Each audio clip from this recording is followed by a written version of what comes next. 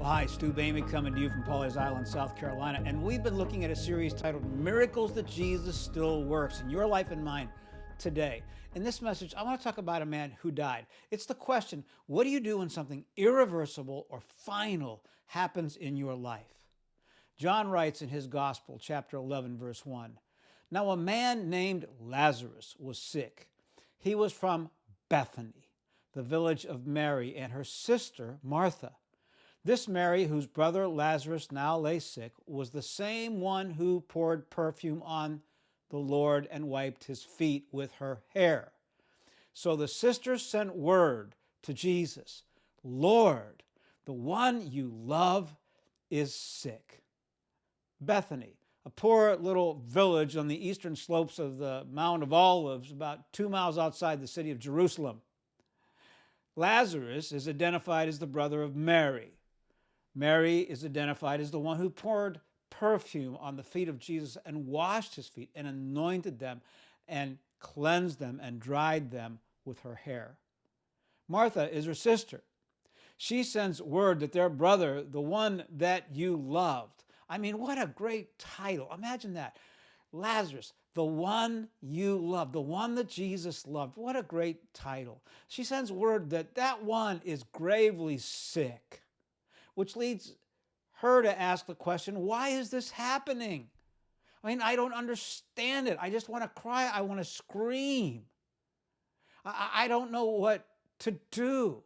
When he heard this, Jesus said, "This sickness will not end in death. No, it is for God's glory, so that God's Son may be glorified through it." Now, Jesus loved Martha and her sister and Lazarus. Yet when he heard that Lazarus was sick, he stayed where he was 2 more days. Then he said to his disciples, "Let us go back to Judea." There's a sense of urgency in this request from the sisters. Our brother is dying. Death is final. It's going to end his life. He's sick. But Jesus said, wait a minute. I'm not in a hurry. I want to show my glory. So he stays 2 more days in Capernaum, 50 miles north of Bethany. 2 full days. Now do the math here. It takes 2 days for the messengers to reach him, 2 days to get back there, and 2 days that he waits. So they wait, and they wait, and they wait. It's 6 full days. They wait, and they wait, and they wait for an answer to their request. So then he told them plainly, "Lazarus is dead. And for your sake, I'm glad I was not there, so that you may believe, but let us go to him." Wait a minute. This is crazy. Jesus said, "I'm glad I wasn't there. Lazarus died. It's good. I shouldn't have been there. I didn't want to be there because I want you to believe. So now let's go. Lazarus died for your sake." I mean, it's a crazy response. Death is a good thing in this case.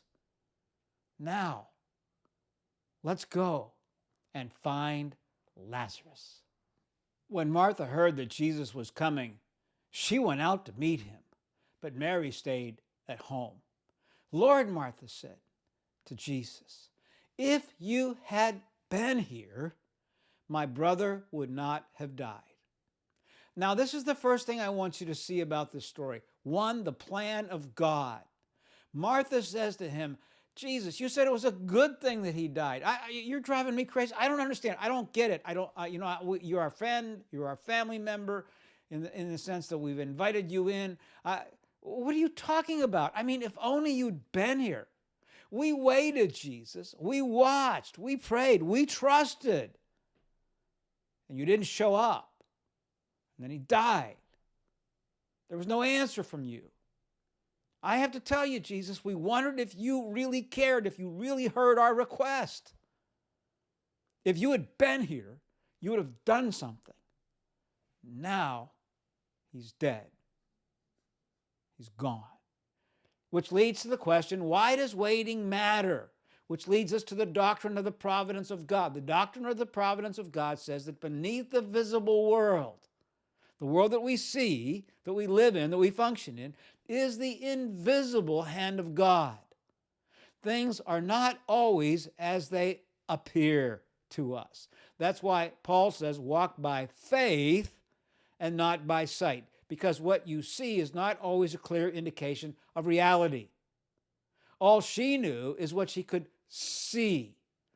All she knew was the darkest moment. But when things look darkest, God is about his greatest work. He may be silent, but he is never still. He has a higher purpose. He is in control. He is working his will to his glory. Waiting lets us know that God is in charge and that he has a better plan. Jesus said to her, "Your brother will rise again." Martha said to him, "I know that he will rise again in the resurrection on the last day." Jesus said to her, "I am the resurrection and the life. He who believes in me will live even though he dies. And whoever lives and believes in me will never die." Do you believe this? "Yes, Lord," she told him. "I believe that you are the Christ, the Son of God, who has come into the world." There is the plan of God, and then there is the promise of God. Jesus here says in the Greek, ego eimi. I am the resurrection. I am the life. Jesus tells her, I hold the very keys to power over death. And if I hold the key to power over death, I hold the power over life. And if I hold the power over life, I hold the power over your life. Do you believe that I am the resurrection and the life, that I have this kind of power here and now? Do you believe this? This is the question that Jesus asks all of us. Do you believe in the promises of God? Because if you do, you will find full restoration and resurrection. Question: do you believe that Jesus is the resurrection and the life? This is an important question. Do you believe? Do you? When Mary reached the place where Jesus was and saw him, she fell at his feet and said, "Lord, if you had been here, my brother would not have died." Then Jesus saw her weeping, and the Jews who had come along with her also weeping. He was deeply moved in spirit and troubled. "Where have you laid him?" he asked. "Come and see, Lord," they replied. And Jesus wept. Now Martha goes and gets Mary, and she said, "Come and see Jesus." And when Mary saw Jesus, she sank to the ground and burst into tears. "Where were you?" There's a lot of feelings and emotions here. She's in shock. Where were you, Jesus? What happened? Jesus, where were you? And Jesus was moved deeply when he saw her pain. When he saw her pain, he had pain. And then we find the shortest verse in the Bible. Jesus wept. Jesus wept 3 times in the New Testament. He weeps over Jerusalem because the people would not listen to his message. Here he weeps over the death of Lazarus and Mary and Martha's response. And finally, he will weep in the Garden of Gethsemane when the disciples fall asleep on the night in which he is being betrayed. Jesus weeps for you and me when we don't believe, when we don't trust, when we don't wait. He weeps. It hurts him. It hurts him because he knows you're not trusting him the way that you should trust him, that we have doubts and we have fears. And he cares deeply about us. He doesn't want us to live in those doubts and those fears and that hopelessness. So he cries for us, for you and for me, wherever it is in our lives, this very moment, that we're not trusting, we're not believing in God. And I know it's hard to trust and believe. It is. It is. To trust in the invisible hand of God. But when we don't trust and believe, you know how much he cares for you and me? He weeps. Jesus weeps for you and me. "Take away the stone," he said. "But Lord," said Martha, the sister of the dead man, "by this time there is a bad odor, for he has been there 4 days." Then Jesus said, "Did I not tell you that if you believed, you would see the glory of God?" So they took away the stone. Then Jesus looked up and said, "Father, I thank you that you have heard me. I knew that you always hear me, but I said this for the benefit of the people standing here, that they may believe that you sent me." When he had said this, Jesus called in a loud voice, "Lazarus, come out." Ah, the power of God. Take away the stone. I mean, there's a chamber carved into a rock. It's a tomb. It's sealed with a huge stone. He commands that stone to be taken away. "Martha, Martha, you think you're giving me some new information that he's dead and it's smelly and it's rotten. I know he's been dead for 4 days. He's decaying in a tomb. It reeks of the cold, damp, stale stench of death. It's irreversible. It's final. I get that from your perspective, from what you see.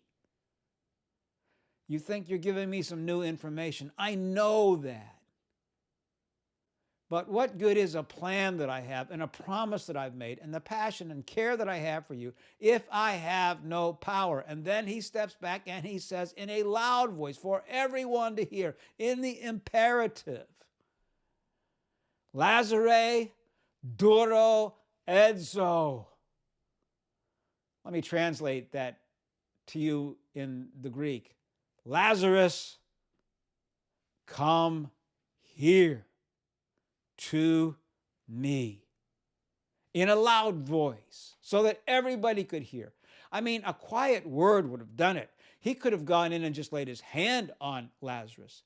But Jesus decided to show his power, not just a resuscitation where a man's had a near-death experience, a couple minutes, maybe an hour that he's dead and he comes back to life. This is a resurrection. He's dead. He's been in the tomb. Day after day after day, his body is decomposing. "Martha, I'm here. I see your tears. I care about you. I care about Lazarus. I care about Mary. He can't get out of that tomb by himself. He can't move from darkness to light, but I can.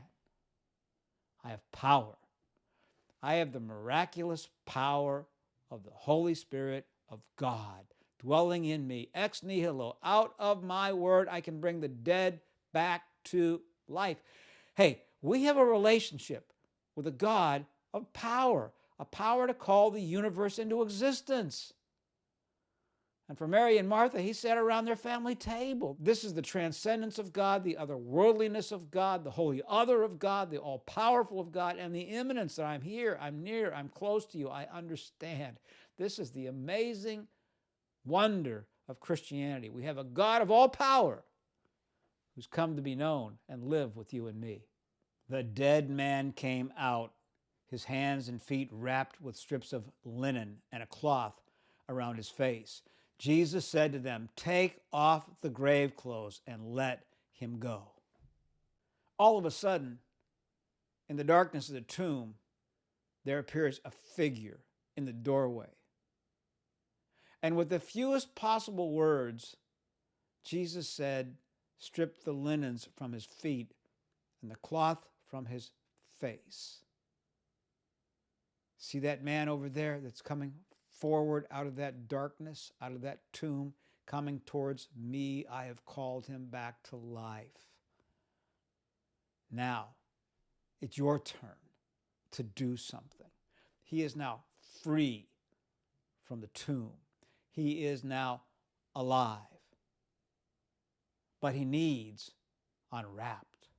That's your job, to take off the linen cloths. That's your job, to give a helping hand to my power in this world. I mean, when we're in a hole sometimes, when we've dug a deep hole or we're living in a deep, dark hole, all we need is a hand extended down to us to hold us and to pull us up. We are made to unwrap each other. And God will bring people into your life today that will unwrap you, and God will bring people into your life today that maybe you need to help unwrap. He's still in the grave. His clothes are binding him. He needs others to unwrap him. Help him. God brings people. Help him. God might bring a person to you in a grocery store, on a golf course, in school, a telephone call, a cell phone call. I don't know. When God brings somebody in front of you with a need, help them, unwrap them. Unwrap them. John concludes saying, therefore, many of the Jews who had come to visit Mary and had seen what Jesus did believed in him. Here we see the purpose of God, that they might believe. Many believed. You bet they did. Martha, Jesus asked in verse 26, do you believe I have the power, that I am the resurrection and the life? Do you believe this? You see, God has a plan and a promise and a passion and power, and he needs people to help unwrap, and he's got a purpose that you and I might believe, to build up our faith and to build up the faith of non-believers. And if there's anything we need to do in this day that we live in this age and in this culture, it is to be people of faith, to build up our faith and to bring new people into the community of God. And this is where the church, where the community of God is really failing, that the non-believers are dramatically increasing and the believers are shrinking. So, believe this and then go share that faith with others. So, Mary, Martha, it's one thing to hear and understand. It's another thing to embrace, to trust and believe. It's another thing when Christianity moves from a spiritual enhancement in your life, a nice thing that good people do. We go to church, we get dressed up, we go to church, we sing the hymns, we listen to the message, we go to lunch, we talk about it, and nothing ever changes. And the world's going to hell. It's dying, it's dead, it's rotting. When does Christianity in our lives move from a spiritual enhancement to a lifestyle where we get fire in our bones? John Wesley, the great revivalist, said in the Great Awakening, give me 300 people who fear nothing but God, hate nothing but sin, and love nothing but Jesus, and we would change the world. Just 300 people. Do you believe? Do you? Do you believe? Because if we do believe, it changes everything. Everything. Jesus did this miracle not only to rise and bring to life Lazarus, the present moment, but to tell people then and now, do you believe that I am the resurrection and the life? What do you do when there's no way out? You believe. God will reveal his plan, his promise, his passion, his power, and his purpose. His purpose. And if we believe, we will find new life and peace and restoration of God in our lives and our world.